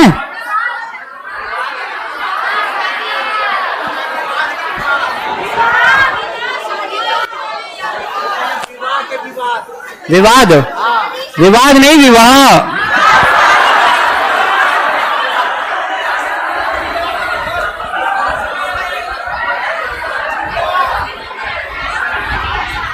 वैसे तो विवाह भी विवाद से कम, विवाह विवाद से कम है क्या? अच्छा, दिल्ली में एक बार द्वारका के पास में एक बड़ा सा बोर्ड लगा था, उस पे लिखा था घर में पत्नी सताए तो कृपया हमें बताए। इसके बाद मुझे आभास हुआ कि समस्या बहुत बढ़ गई है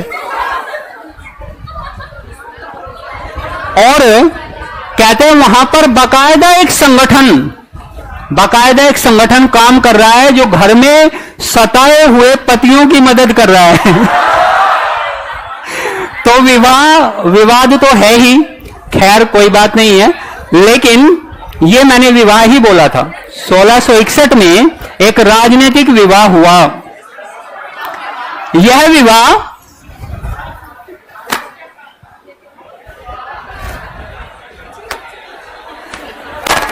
अच्छा, उसी समय क्या हुआ, मेरे एक मित्र का तलाक की स्थिति बनी हुई थी और जब मैंने वो पोस्टर देखा था तो मैंने फोटो क्लिक कर लिया था, और वो भी मजे में, क्योंकि हम तो सामंतवादी सोच के हमें लगता है पुरुष और नीचे कभी नहीं हो सकता, तो इसलिए मैंने उसकी मजाक में फोटो क्लिक कर ली, जैसे आप भी मजाक कर रहे हो, है ना। लेकिन अब स्थिति बदल चुकी है, कल बताया नहीं था नागिन सीजन 5। और उसने कहा वह परेशान थे काफी, मैंने कहा ये लो नंबर और जाकर उद्धार करो, और वो पहुंच भी गए वहां पे। और जब वो वहां पहुंचे तो उन्हें वहां एक संगठन चलता हुआ मिला, तो शाम को आए तो बड़े मुस्कुरा रहे थे। पहले दिन तो गाना गा रहे थे, ये दुनिया ये महफिल मेरे काम की नहीं।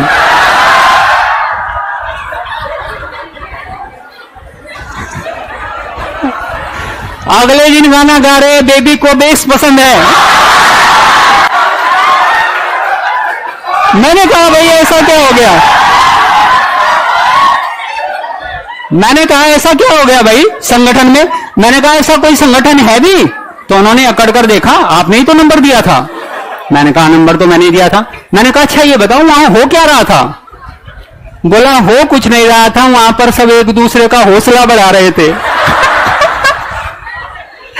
अर्थात समस्या का समाधान कोई नहीं हुआ, लेकिन हौसला बढ़ाकर आ गए। देखिए, यह विवाह पुर्तगाली राजकुमारी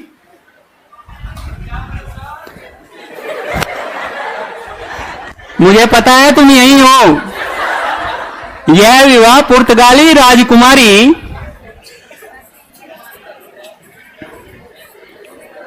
कैथरीन,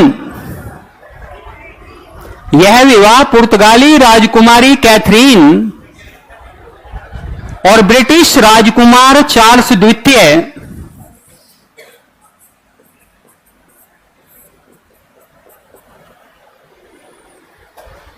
के बीच हुआ था, या का था विवाह पुर्तगाली राजकुमारी कैथरीन और चार्ल्स द्वितीय के बीच हुआ था। इस विवाह के पश्चात या इस विवाह के दौरान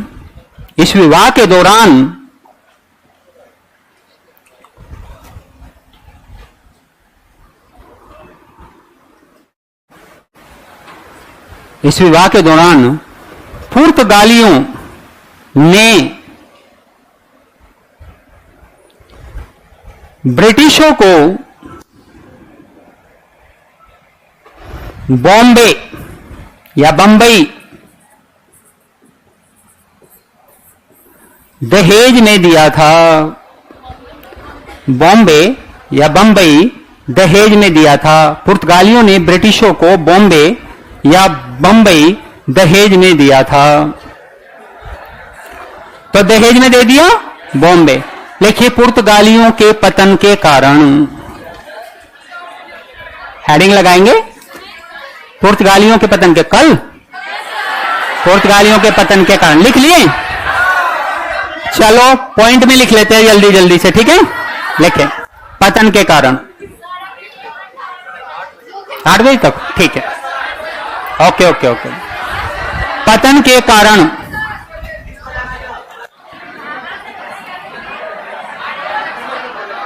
पुर्तगालियों के पतन के कारण, हां, पुर्तगालियों के पतन के कारण, बिल्कुल बिल्कुल लिख लो आप। हम इसे लिखवाए बोल के लिखवा देते हैं। लिखो नंबर 1, नंबर 1, अल्बुकर्क के पश्चात या अल्बुकर्क के उत्तराधिकारी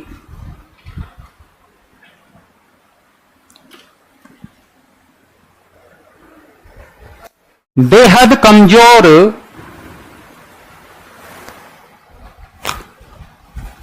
अल्बुकर्क के उत्तराधिकारी बेहद कमजोर एवं अकुशल थे। बेहद कमजोर एवं अकुशल थे। तो पहला मतलब तो ये हो गया जो मैंने अभी समझाया था कि बाद में कोई अल्बुकर्क जैसा नहीं आया जो कि साम्राज्य को सुदृढ़ता दे और उसका विस्तार करे, और न्यूनता कुंभा के बाद और स्थिति बिगड़ गई, तो इसलिए यह व्यवस्था हुई। लिखिए नंबर 2, पुर्तगाली कंपनी के कर्मचारियों का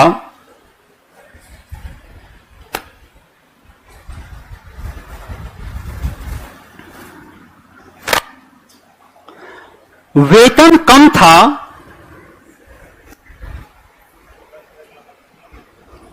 और उन्होंने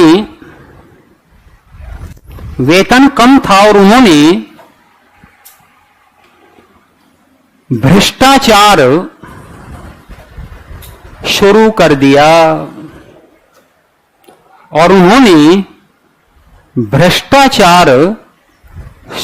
दिया। तो भ्रष्टाचार भी आ गया। जिस कंपनी में भ्रष्टाचार आ जाए वह बहुत लंबे समय तक, दीर्घकाल तक चल पाएगी। नंबर 3 लिखो, इन्होंने हिंद महासागर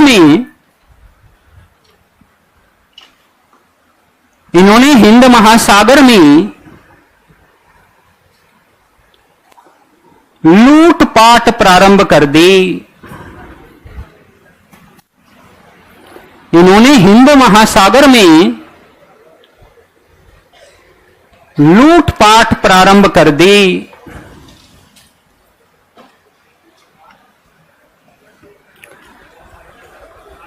देखिए, जिससे, इसमें थोड़ा सा कंटिन्यू करोगे आगे भी, जिससे समकालीन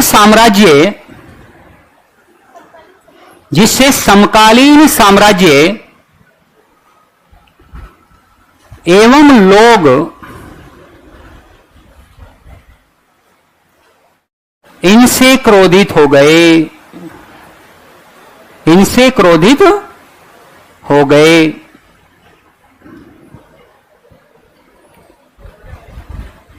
और साम्राज्य पतन की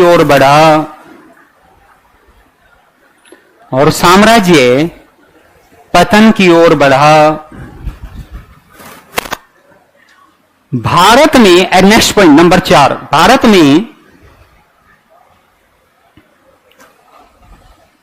इनका व्यापार सीमित था।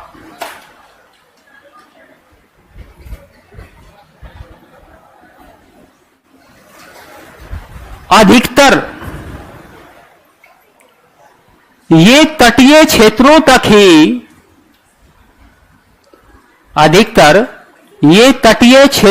ही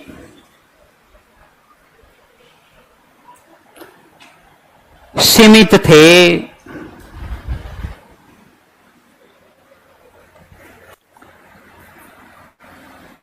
लेकिन पुर्तगालियों ने ब्राजील के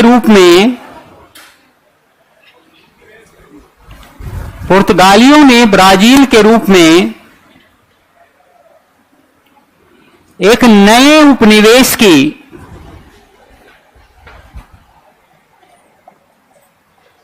खोज कर ली थी।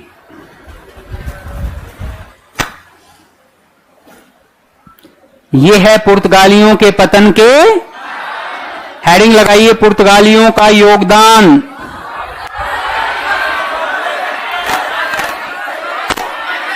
पुर्तगालियों का योगदान। भारत में पुर्तगालियों का योगदान क्या था, हमें इस पर भी चर्चा करनी पड़ेगी। तुम लोग शोर मचाने में योगदान मत दो, ठीक है। देखो, पुर्तगालियों का भारत में क्या योगदान रहा, पुर्तगालियों का भारत में क्या प्रभाव रहा, यह देखो। यहां पर भारत में ईसाई धर्म प्रचारकों का प्रवेश हुआ कि नहीं हुआ? तो एक नई धर्म, एक नई संस्कृति का आगमन हुआ कि नहीं हुआ? मैंने कल बताया था कि जब नई संस्कृति का आगमन होता है तो बहुत सारी संस्कृतियों में जो तत्व है वो सम्मिश्रित हो जाते हैं। बताया था कि नहीं बताया था? दूसरा, ईसाई धर्म प्रचारकों ने भारत में स्कूल एवं कॉलेजों की शुरुआत की।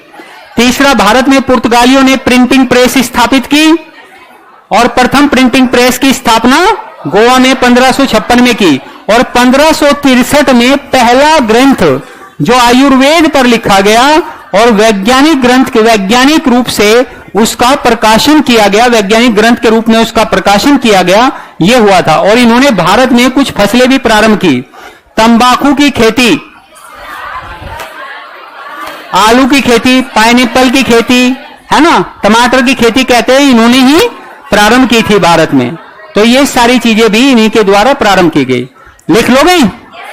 तो लिखो जल्दी, बोल के लिखवाएं। चलो लिखो, नंबर 1,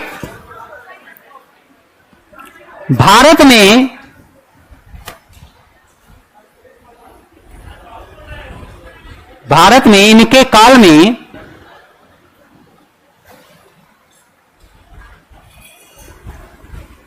ईसाई धर्म प्रचारकों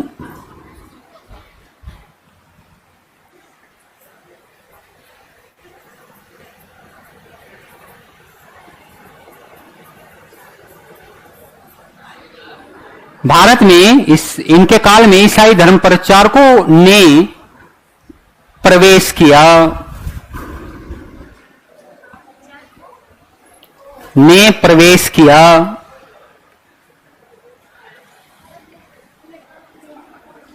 तथा धर्म प्रचारकों के द्वारा, इसी में कंटिन्यू करेंगे, भाषा शैली को अच्छा करके लिख लेते हैं, तथा धर्म प्रचारकों के द्वारा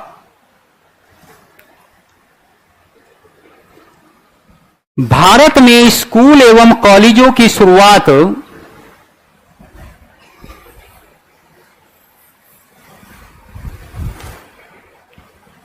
भारत में स्कूल एवं कॉलेजों की शुरुआत की गई, जिसकी शिक्षा, यह महत्वपूर्ण टॉपिक है, यह महत्वपूर्ण पॉइंट है बच्चों जो लिखवाने जा रहे हैं, जिसकी शिक्षा विज्ञान पर आधारित थी, जिसकी शिक्षा विज्ञान पर आधारित थी, क्योंकि पुर्तगाली यहां से आए थे, वहां पुनर्जागरण चल रहा था, तर्क बौद्धिकता का विकास, वैज्ञानिक दृष्टिकोण का विकास और वैज्ञानिक शिक्षा का विकास, वैज्ञानिक अनुसंधान और वैज्ञानिक खोजें वहां पर प्रमुख रूप से चल रही थी। और उस समय जो भारत में आकर शैक्षणिक स्थान खोले गए या शैक्षणिक जो संस्थान स्थापित किए गए, उनमें इनकी शिक्षा को लागू किया गया। मध्यकाल में भारतीय शिक्षा धर्म पर अत्यधिक क्या थी, केंद्रित थी, जिससे कि धर्म पर केंद्रित होने के कारण शिक्षा, कहते हैं, बहुत रूढ़िवादी हो गई थी और शिक्षा में जो उन्नति के तत्व है, जो प्रगति के तत्व है, वो कम थे। यहां से फिर से ये शुरुआत हमें देखने को मिलती है। ये योगदान इनका अति महत्वपूर्ण योगदान है। लिखो, पुर्तगालियों के द्वारा, एक पॉइंट लिखेंगे जो यहां नहीं लिखा हुआ है। देखिए, पुर्तगालियों के द्वारा, हाँ अगला पॉइंट, मतलब अगला नंबर योगदान में, भारत में नौ सैन्य शक्ति को बढ़ावा, भारत में नौ सैन्य शक्ति को बढ़ावा, नौ सैन्य, बेटा नौ सैन्य शक्ति को बढ़ावा दिया गया। जल सेना है ना, थल सेना, वायु सेना सुना है, तो नौ सेना को, शक्ति को बढ़ावा दिया गया, जिससे भारत में आगे चलकर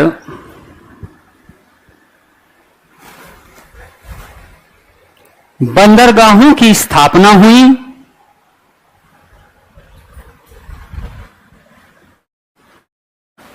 एवं भारतीय शासकों के द्वारा भी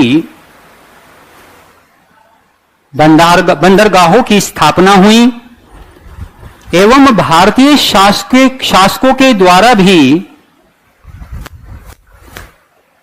नौ सैन्य शक्ति को बढ़ावा दिया गया। नौ सैन्य शक्ति को बढ़ावा दिया गया। लिखिए, तो बच्चों नौ सैन्य शक्ति आने से क्या हुआ? कहते हैं विजयनगर साम्राज्य, बहमनी साम्राज्य, जो उस समय दक्षिण भारत के प्रमुख साम्राज्य थे, उन्होंने नौ सैनिक शक्ति को भी बढ़ाना शुरू कर दिया। बाद में मराठों ने भी नौ सैन्य शक्ति पर बल दिया, टीपू सुल्तान ने नौ सैन्य शक्ति पर बल दिया। तो यह भी शुरुआत कहां से होती है? पुर्तगालियों के द्वारा नौ सैन्य शक्ति को बढ़ावा देने के बाद ही होती है। देखिए अगला पॉइंट, पुर्तगालियों ने भारत में, अगला पॉइंट, पुर्तगालियों ने भारत में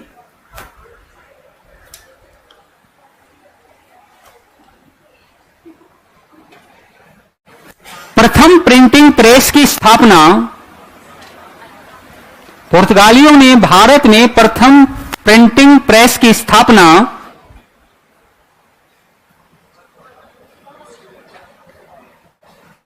गोवा में 1556 में, गोवा में 1556 में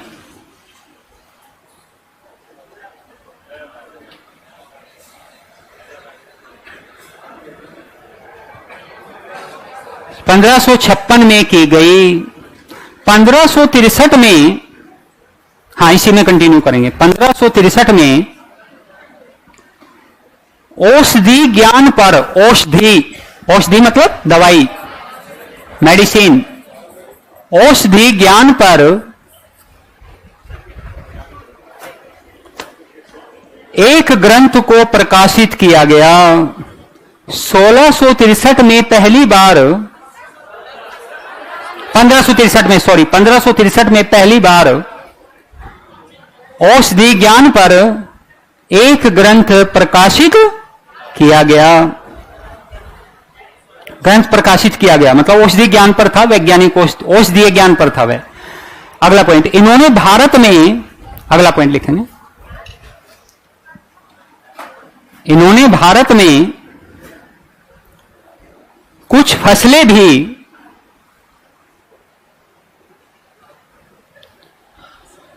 प्रारंभ की थी, जैसे नंबर 1 तंबाकू की खेती,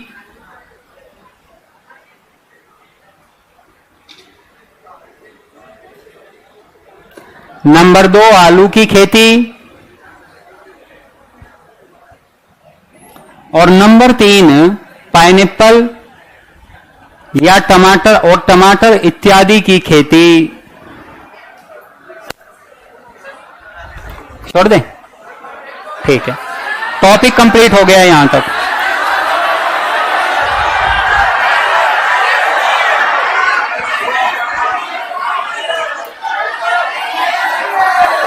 मुझे ये देखकर अपार हर्ष हो रहा है कि तुम लोग पढ़ने के लिए इतने उत्साहित हो, परंतु आज तुम लोग थक चुके होंगे, इसलिए आज विश्राम करते हैं और कल वापस से ऊर्जा के साथ शुरू करते हैं। जय हिंद।